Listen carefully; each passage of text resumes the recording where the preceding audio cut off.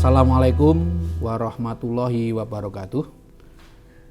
Alhamdulillahilladzi anzalas sakinata fi qulubil mu'minin liyazdadu imanan ma'a imanihim.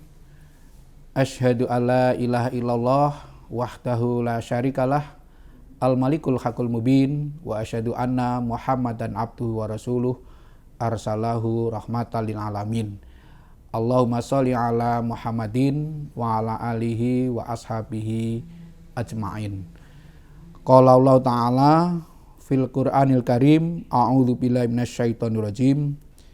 Walladzina stajabu li rabbihim wa aqamus sholata wa amruhum syura bainahum wa mimma razaqnahum yunfiqun.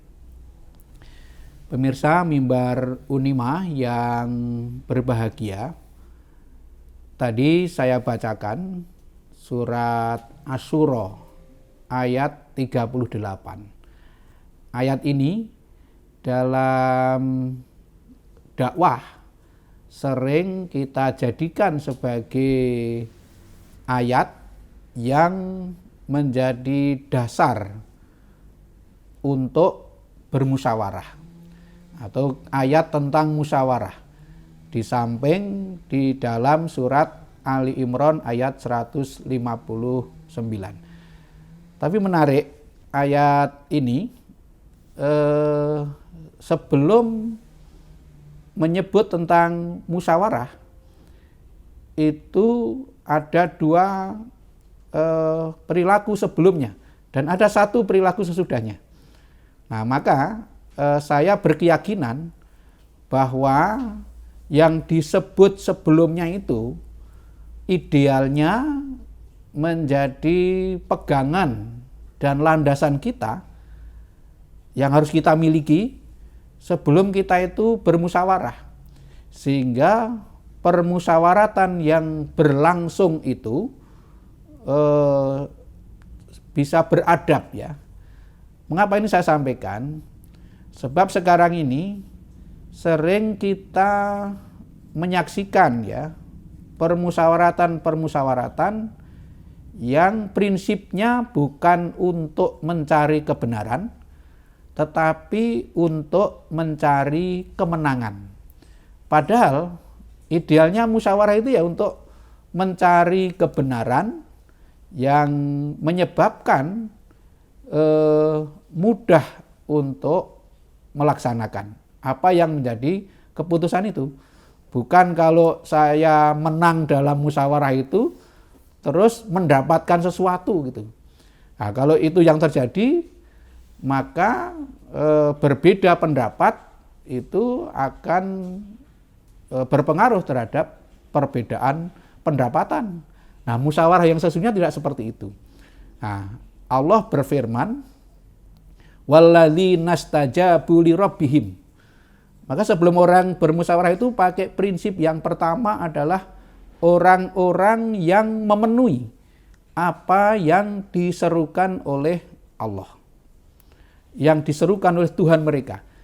Maka orang-orang yang bermusyawarah itu idealnya ya membekali diri menjadi orang yang memenuhi seruan Allah. Memenuhi seruan Allah itu maknanya ya melaksanakan apa-apa yang diperintahkan oleh Allah dan menjauhi apa-apa yang dilarang oleh Allah. Maka sebelum kita bermusyawarah harus mengingat ini. Nah, Allah Subhanahu wa Ta'ala itu memberikan kepada kita pedoman hidup di dalam bergaul dengan sesama kita. Nah, di antara pedoman dalam pergaulan itu adalah pedoman agar kita saling menghormati, kita saling menghargai gitu loh. Menghormati dan menghargai itu gampang diucapkan, tetapi semakin hari semakin sulit dipraktekkan. Ketika seseorang sedang menyampaikan argumen, itu jarang yang kemudian memperhatikan dengan sungguh-sungguh. Bahkan tidak sedikit kita jumpai orang yang mengajukan pertanyaan ketika diberi jawaban tidak memperhatikan gitu. Nah, ini kan terjadi karena orang itu tidak memegang teguh prinsip yang pertama ini, yakni memenuhi apa yang diserukan oleh Allah. Itu yang pertama. Jadi saya mengajak sebelum kita melakukan permusyawaratan, baik di institusi, lembaga, bahkan di dalam keluarga, ini prinsip memenuhi seruan Allah itu harus kita pegang teguh betul gitu. Nah, sehingga apa yang kita lakukan di dalam permusyawaratan itu betul-betul menjaga adab dan akhlak yang diajarkan oleh Allah Subhanahu wa taala. Sehingga dalam bermusyawarah, beradu argumentasi itu bukan untuk menang-menangan, bukan untuk mencari kemenangan, tetapi mencari kebenaran dan jalan terang untuk mengamalkan. Bagaimana yang mudah mengamalkan, itu yang kita pilih. Meskipun itu bukan berasal dari pendapat kita. Nah, inilah yang penting kita lakukan. Kemudian yang kedua, wa aqamus shalah. Orang-orang yang mendirikan sholat. Jadi yang kedua, orang itu kalau sholatnya benar, artinya sesuai dengan prinsip menegakkan sholat, maka dia pasti perilakunya itu akan santun, akan beradab, penuh tata krama ya. Karena apa? Karena orang yang sholatnya ditegakkan, dia pasti pakai prinsip innas sholata tanha anil fakhsya'i wal munkar. Sesungguhnya sholat itu mencegah perbuatan keji dan mungkar.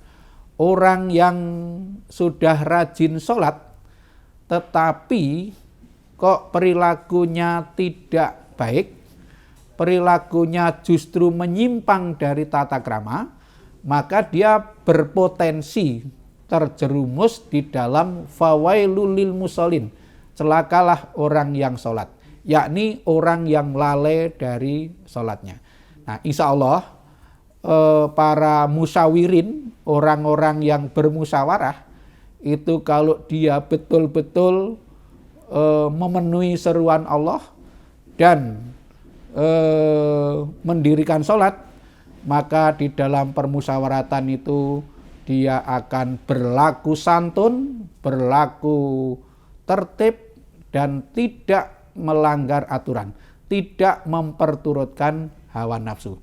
Nah, kalau dua pegangan yang kita miliki, insya Allah ketika wa amruhum syura bainahum, dan dalam perkara mereka itu mereka bermusyawarah, maka permusyawaratan akan menjadi suasana yang sangat indah, yang sangat menyenangkan, sangat menggembirakan, jauh dari perilaku yang menyakitkan orang lain. Meskipun orang lain itu berbeda pandangan, berbeda pendapat. Tapi yang diadu adalah argumen, bukan mengembangkan sentimen. Nah, sehingga meskipun yang menyampaikan itu orang yang misalnya kedudukannya lebih rendah dari kita, kalau memang itu kebenaran, ya kita harus mengakuinya. Nah, itulah tanda orang yang rendah hati. Maka prinsip yang dikembangkan di dalam permusyawaratan itu pasti adalah prinsip-prinsip rendah hati.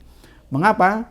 Karena setelah musyawarah itu Allah berfirman, wa mimma razaqnahum yunfikun, dan mereka bersedekah, menginfakkan sebagian dari yang kami rezekikan kepada mereka.